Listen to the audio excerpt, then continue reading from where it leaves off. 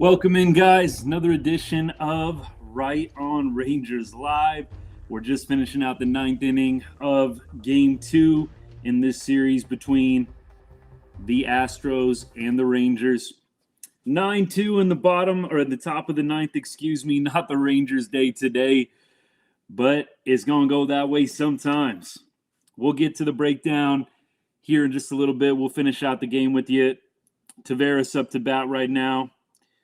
Looks like that hard line drive to center field will end the game. Rangers lose this one 9-2. Was a game that was close pretty much all the way throughout, but a seventh inning meltdown in which the Rangers give up 7 total runs dooms the inning. So hopefully the Rangers will be able to get the rubber match of this series tomorrow on Sunday. Of course, guys, here at Right on Rangers, we cover pretty much everything sports, putting a little extra emphasis on the Texas Rangers and all the teams we love from the great state of Texas. And we're breaking down Game 2 of this series, Lone Star Series between the Rangers and the Astros today. Rangers lose this one 9-2. We'll get you all of our notes, our breakdown. We'll go through box score review here in just a moment. But overall, I think this was just a case of the Rangers having used up some big-time bullpen arms yesterday. Some of the guys the Rangers were hoping would have a good game today in relief. Probably we're asking a little bit too much from some of those guys. We'll get into that in just a second. But first of all, let's highlight some of the positives. So as we look at the box score for today, Adolis Garcia, 2 for 3, continues to hit very, very well at Minute Maid Park. I think he's got a nice little hitting streak going at this point. I think it's a 12-game hitting streak if I saw that right on the broadcast today. So Adolis just continues to feel very comfortable in Houston. 2 for 3 tonight with the run scored. No RBI. The RBI for today came from Smith, came from Langford as well from the 5 and 6 spot. This was a 2-2 ball game all the way up until the 7th inning. 2-2 ball game, very, very close. Really thought that the Rangers had a very good chance to end up winning this game. So I will say, a little disappointing that they weren't able to pull through. The Rangers kind of, at this point, have been a little bit notorious for this. Coming out real strong at the beginning of the game, and then after that, putting up a bunch of zeros on offense, kind of taking the foot off the pedal. I know that's probably not how it works, but that's what it seems like. Rangers get 2 early runs in the first inning, and then all of a sudden you got zeros the rest of the way. So Rangers don't score again after their first inning outburst. Had a couple of moments to do so. Evan Carter had a really big moment. I believe that was in the top of the 7th. And isn't that just the way the baseball gods work sometimes? You strike out with the bases loaded in the top of the 7th. We're talking about the Evan Carter at bat right before everything went awry for the Rangers. You strike out looking in the top of the 7th with the bases loaded. And then bottom of the 7th, the Astros score 7 runs and do take advantage with the bases loaded. Kyle Tucker sending a ball deep to left center field opposite way. Tough spot for Austin Pruitt coming up today. Not his MLB debut, but his debut for the Rangers. Had to go Alvarez, Tucker back-to-back in his Rangers debut. That's a hard ask for anybody. So I don't know. I think we talked about this on the live last night. It was a 12-3 ball game, and the Rangers could have easily coasted to a victory without having to use some of their big-time bullpen arms. But instead, last night, you have Leclerc come in, you use him in the 5th inning, you have Burke come in, give up some runs, and then you have Anderson come in, give up some runs, and before you know it, it's a 12-8 ball game, and we're having to use our top relievers. Robertson had to come in, Yates had to come in, and I kind of said to you guys, I think moving forward for the rest of the series, let's monitor that, because some of these games are going to be very close. Sure enough, it's a 2-2 ball game in the 7th. And you just threw Robertson, you just threw Yates last night when you really shouldn't have had to. And now you're in a situation where you have to ask for Urena to go multiple innings, and you have to rely on other guys that aren't your top line guys to get the job done. You pretty much burned all of your top guys in Friday night's game, in a game that was 12-3 at one point, and you had to rely on Latz and Urena, and then you had to bring in Pruitt, and you weren't really able to use some of those top line relief pitchers that you want to have in those big spots and big moments when you're trying to keep the game close. So look, could those guys have thrown today? Probably, but you've got a game tomorrow that probably is going to be pretty close as well. You've got Evo tomorrow on the bump, and he's throwing against Javier. Javier's a very good pitcher. I would very much expect tomorrow's game to be super close as well. So you know that Bochy and Maddox are both thinking, and we want to have somebody left for Sunday tomorrow. We can't burn everybody back-to-back days. So here we are. And I think that Urena really being asked to go multiple innings here, it's a tough ask for him. So in the sixth inning, Urena pretty much navigates the heart of the order, gets a couple of guys on, but is able to navigate through the heart of the order unscathed in the sixth. Then you ask him to come back out for the seventh. That's a tough spot for anybody. It's a really tough spot. So I think they probably bit off a little more than they could chew, asking Urena to come back out for the seventh inning as well. But when you don't have options available, when you've used Robertson, when you've also used Yates, when you've used Leclerc, they used all three of those guys in Friday night's game. You kind of have to have Urena come back out for the seventh. But sixth inning for him was pretty high stress, and he was able to work around some base runners on in the sixth inning, throw up a goose egg. Having him come back out for the seventh, though, kind of had a feeling at the beginning of that inning. I was obviously hopeful for the best, but you just kind of say to yourself, not going to be shocked if this one goes awry. Urena's given us some very, very quality innings so far at the beginning of this season. Had a 0 ERA coming into this game, and you just kind of knew that it was going to come to an end at some point. I just felt like they went to the well a little too much with Urena. So tough one for the Rangers in that seventh inning. Like we said, Pruitt comes in, has to face Alvarez Tucker back-to-back. It is what it is. Brock Burke, by the way, we talked about how he got used last night and was a big reason why the Rangers had to use Robertson, had to use Yates last night. Brock Burke goes on the IL today with a broken finger, throws a punch at a wall at the end of the game last night. Not his throwing hand. I mean, I guess he is smart enough not to throw a punch against the wall with his throwing hand. But Brock Burke goes on the IL, broken finger in his right hand. I mean, you can't make this up. I mean, Brock Burke was already having a tough start to the season. The last thing you want to do is something stupid like that and land yourself on the IL because you couldn't handle the frustration of the game. It's a game the Rangers won. I know it wasn't a game that he pitched well in, but you break your hand, you go on the IL, and you're already not having a great season. I can't imagine that the Rangers coaching staff or front office is very happy with them right now. Can't imagine. Not only is he not performing on the field, but then you can't control your emotions and you're ending up on the IL. I mean, they weren't going to use Brock Burke today anyways, clearly. I mean, they were throwing him in a 9-run game for a reason. But nevertheless, this is just something for me. I don't want to overreact, but I think you say to yourself, is this guy really needing to be on the roster? I mean, I know that is the emotional reaction in the moment. If you're on the coaching staff, if you're in the front office, they've got to be upset.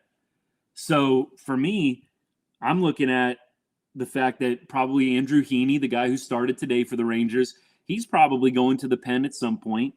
You've got Latz.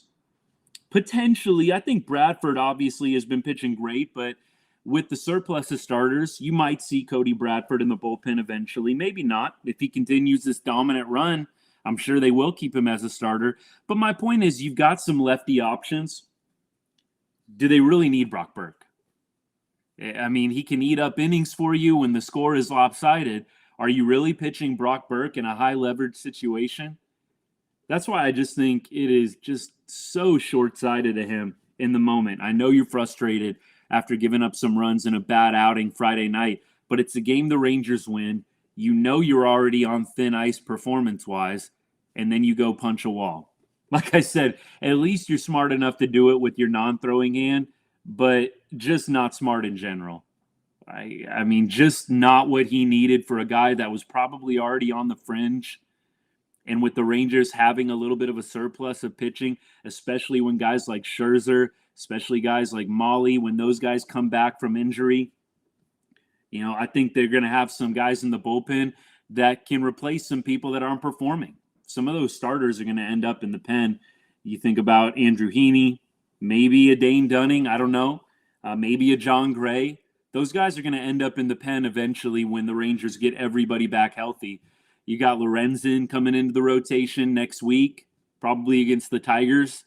Lorenzen just finished his last rehab start. I say rehab, but really they've said Lorenzen's pretty much healthy, just didn't get a spring training. So that's why they've got him doing these additional rehab starts. But the Rangers have a surplus in the starting pitching rotation.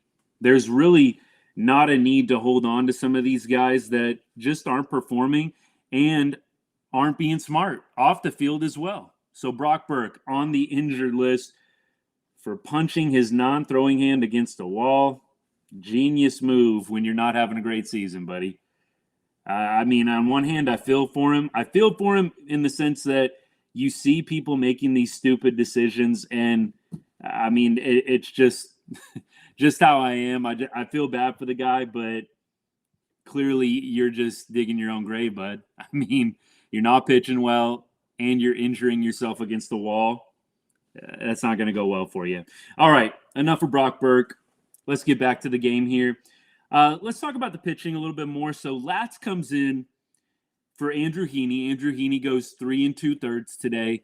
So kind of continuing with that stereotype about him that he's pretty much a 4 or 5 inning guy. That's pretty much all you're going to get out of Andrew Heaney at this point before things start going awry or before he's at 80, 90 pitches, right? So Andrew Heaney goes 3 2/3. He pitched okay today. I can't say that he was overly sharp, but he pitched okay today. So looking at his stats, 3 2/3, 4 hits, 4 walks. Maybe I take that back. 4 hits and 4 walks, 3 2/3. That's not good. 1 strikeout, so wasn't getting a ton of swing and misses. Andrew Heaney, I think, is definitely going to the bullpen when starters come back. It's just not going to surprise me.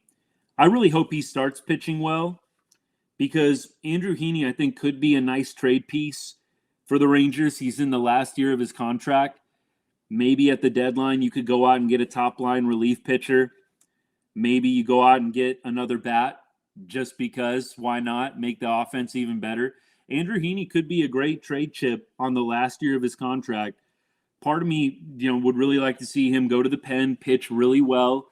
Maybe the Rangers can trade him. Maybe he can just go to the bullpen and be a stud lefty and for us situationally. I mean, I'm open to anything, but I just don't think Andrew Heaney's a guy you need in the rotation right now. I think he could be valuable out of the bullpen, but I don't think Andrew Heaney is a guy that you want to be a starter for you at this point. Lorenzen can replace him. The other guys in the rotation are pitching adequately for sure. Some better than others. Bradford, obviously, Evo are pitching outstanding right now. John Gray's figuring it out. But I think John Gray and Andrew Heaney are going to be the top 2 candidates to go to the bullpen at this point once they get healthy. I think Dane Dunning's pitched well. Last night, probably didn't have his best stuff, but on a night where the Rangers scored 12 runs, you really don't have to. All you got to do at that point when the Rangers go up 12-3 is throw strikes, get the ball over the plate, right? Pitch to contact, and just get the game over with. So last night, I think Dane Dunning pitched fine for the circumstances, but I think that he has solidified himself as a starter. I think that he's pitched very well as a starter. He pitched outstanding at the beginning, really the whole first half of last year. Had some ups and downs in the second half, but I think Dane Dunning's locked in as a starter in this rotation at the back end for sure once everybody comes back. But I think Andrew Heaney, John Gray probably going to find themselves on the outside looking in. Don't know how they feel about going to the bullpen. Maybe they really don't mind. I would probably think, just from what I know about baseball players having been around the game for a while, they probably won't be. If you're a starting pitcher, you want to be a starting pitcher.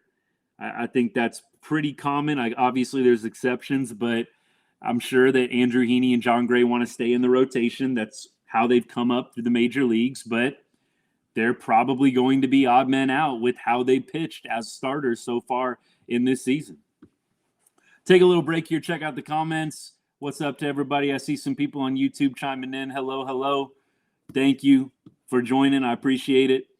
And again, thank you for everybody tuning in today. Tough loss for the Rangers today. 2-2 game in the 7th inning, ends up 9-2. So the score not really indicative of the outcome, but baseball goes that way sometimes. Rangers kind of run out of pitching today, and it ends up getting ugly at the end. So it's going to happen hopefully tomorrow. Evo pitching, all the relief pitchers, top of the line guys, Robertson, Yates, Leclerc, you imagine, are probably available for tomorrow.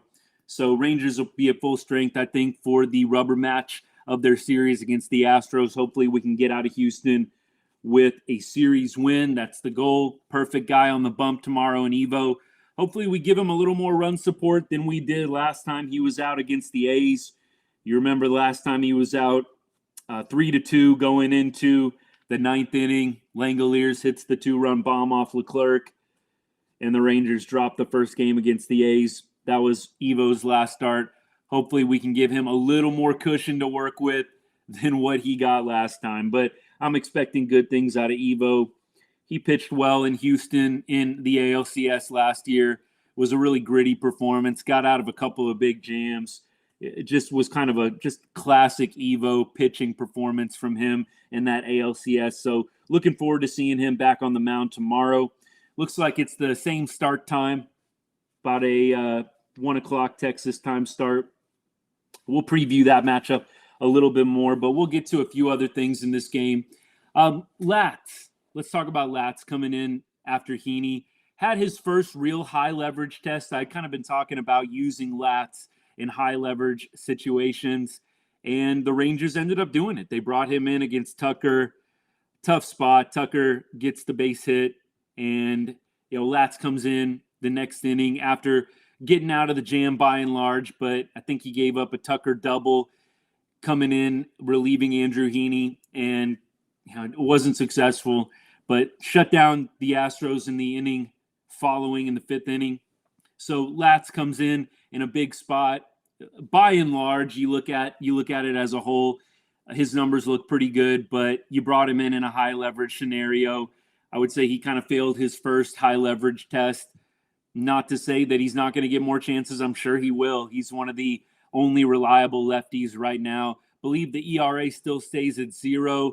The run that scored on that Tucker double when Latz came in gets attributed to Heaney. So I believe that Latz is still at a 0 ERA. So look, still having a great year. I think Latz is going to get more chances in big spots, but really wanted to see him come through today in that moment against Tucker. There were 2 outs in the 4th inning. Would have been great if Latz could have come through in that moment, but he comes back out, pitches the 5th inning, and doesn't allow an earned run himself. So still liking what I'm seeing from Latz by and large. Ureña, we talked about him already.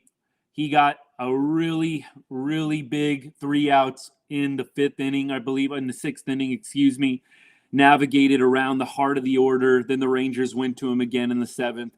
Probably went to him a little bit too much today, but didn't have the relief pitchers there. And then Pruitt, first 2 batters in his Rangers debut. Alvarez, Tucker, not ideal. Pruitt, I think, gave up 3 hits back-to-back coming in after being called up when Brock Burke was announced going to the injured list for breaking his right-hand finger against the wall. So Austin Pruitt, welcome to the Rangers, man. He did not have his best stuff today, but at that point, Rangers just needed to eat up some innings, so he was he was the lucky guy in the Rangers pen today to finish this one out. Let me go to my notes on some other things. Smith, I think hitting in that 5 spot seems to be suiting him well. And Wyatt Langford had a nice 2-out single as well today in that first inning. So 2-out singles in the first inning for the Rangers. You get one from Smith, you get one from Langford. I love me a 2-out hit, man. That's just so clutch. And to see those two guys, not even Semien Seager, it's Smith and Langford getting the 2-out RBI singles to put the Rangers on the board early.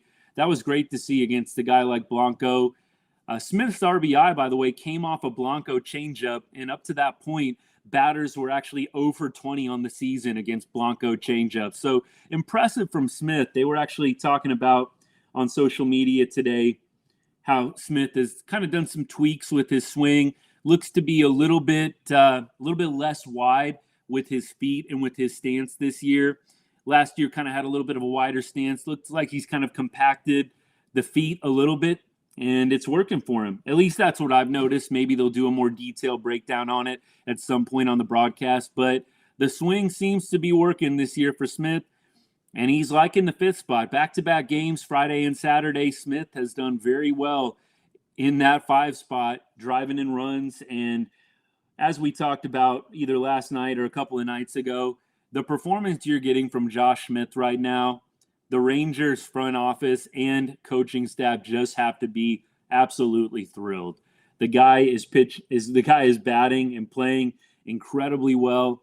I don't think the Rangers could have envisioned a better scenario. Josh Young going down, Josh Smith stepping up and playing very, very well, hitting over 300, driving in runs, and batting in a pretty clutch spot in the order. I mean, he's hitting with guys like Garcia, Carter, Seager right in front of him. And to his credit, he's driving in runs. So I'm glad to see Smith doing well, happy for him. Kind of one of those just hard-nosed ball players, does a lot of the little things right. I like him. We talked about Garcia. We talked about Dolly already. Just owning things in Houston. 2 for 3 performance from him. And beyond that, I'll see if I got anything else. Dolly, by the way, 12-game hit streak against Houston. Marcus Semien extended his hitting streak at Minute Maid Park as well. Semien is now 21 straight games with the hit at Minute Maid Park. We talked about that on the reel, on the short that we put out before the game today. So Semien extends his hitting streak at Minute Maid to 21. So clearly this is a ballpark that the Rangers like to hit in. The bats went cold after the first inning tonight, but this was a 2-2 ball game going into the bottom of the 7th. The wheels just fell off a little bit for the Rangers bullpen. And look, that's going to happen when you have to use up your top-lying relief pitchers the night before in a game that you really should have been able to get through just with the bottom of your bullpen, so to speak.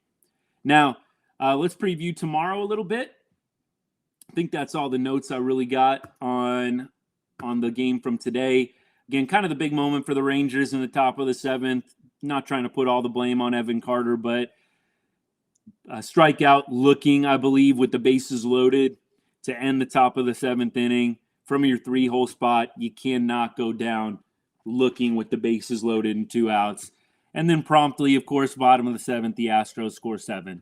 So Evan Carter, probably the biggest moment of the game for the Rangers at that point, isn't able to come through, and it is what it is. That's what happens. That's how baseball goes sometimes.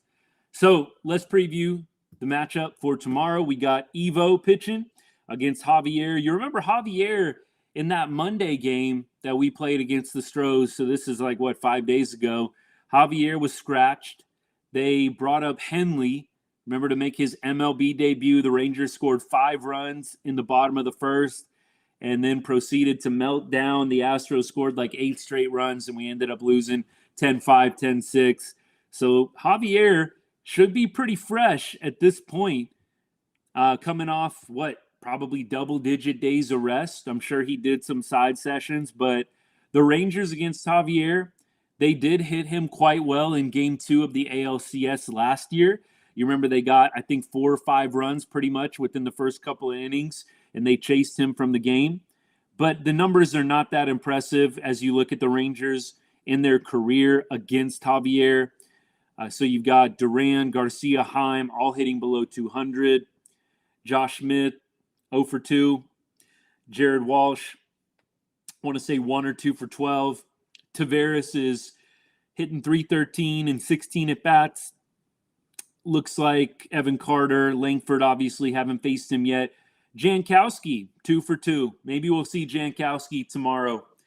I think Leote, if I'm not mistaken, Leote tonight goes 0 for 3, hitting 196 on the season. I keep saying it, y'all, but I think it's time for Leote and Jankowski to do some platooning. They've been letting Leote continue to hit with right-handed starters. He did not hit well against right-handed starters last year, the lefty starters.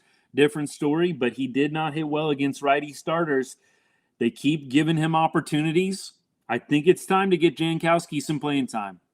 I think it is time. So hopefully with a 3 for 3 career against Javier, I hope Jankowski can get up. Actually, 2 for 2 looks like with a home run. How about that?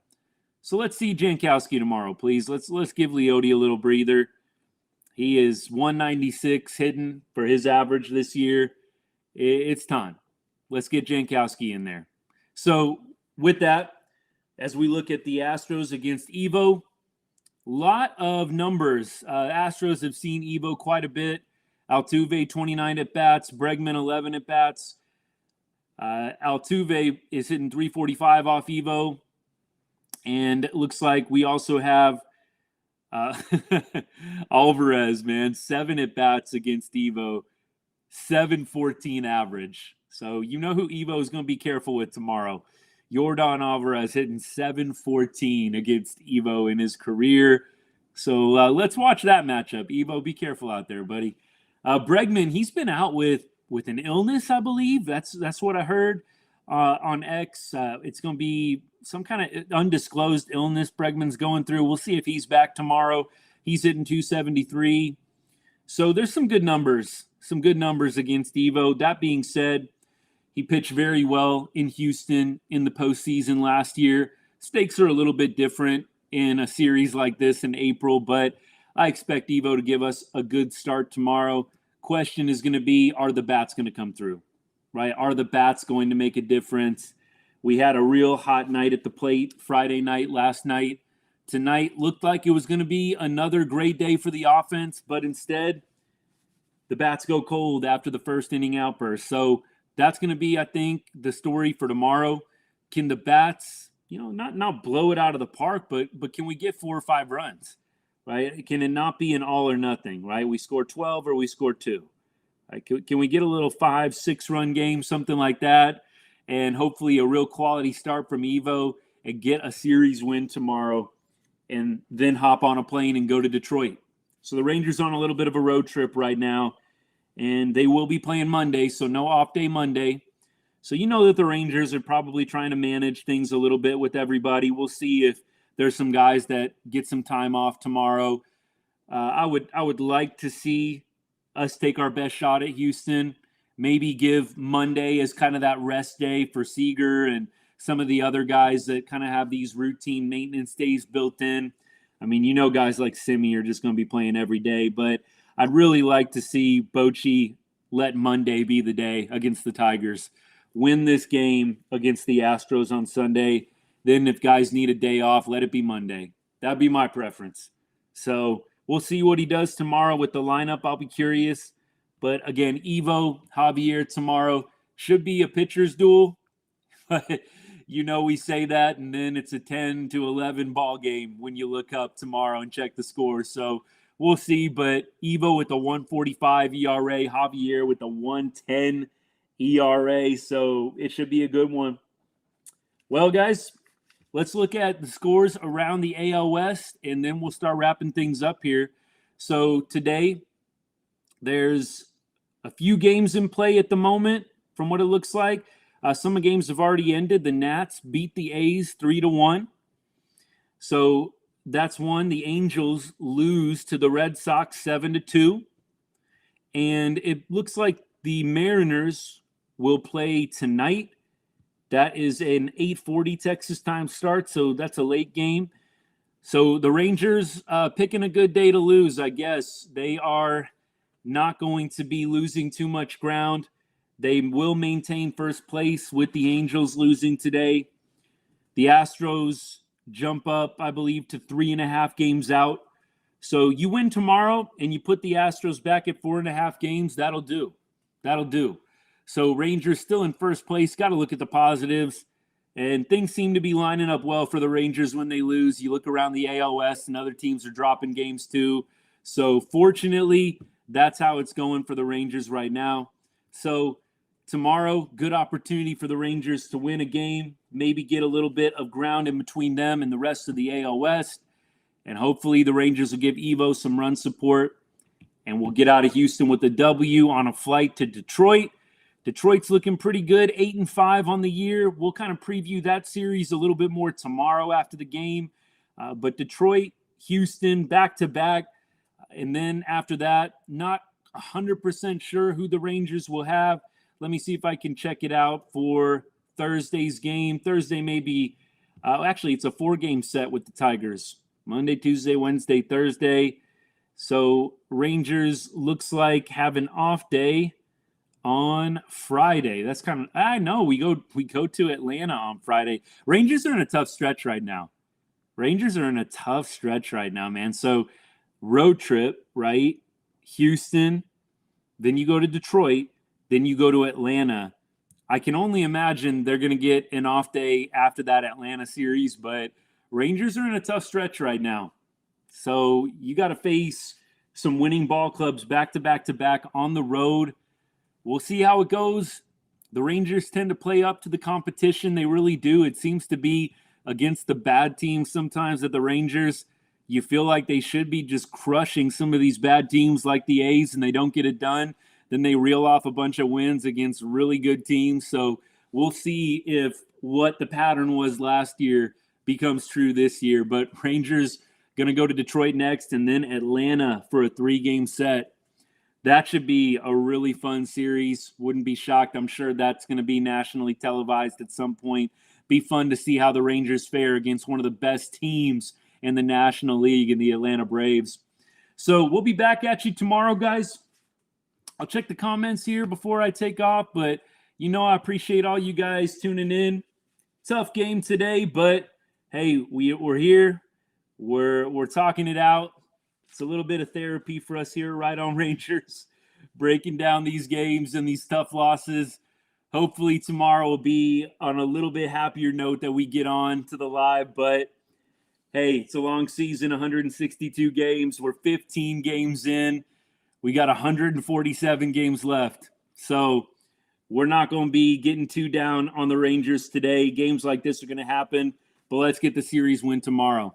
Hey, appreciate y'all. Hope y'all have a great rest of the Saturday and a great Sunday tomorrow. We'll see y'all post-game. And as we always say, guys, God bless. Go Rangers. Have a good Saturday, y'all.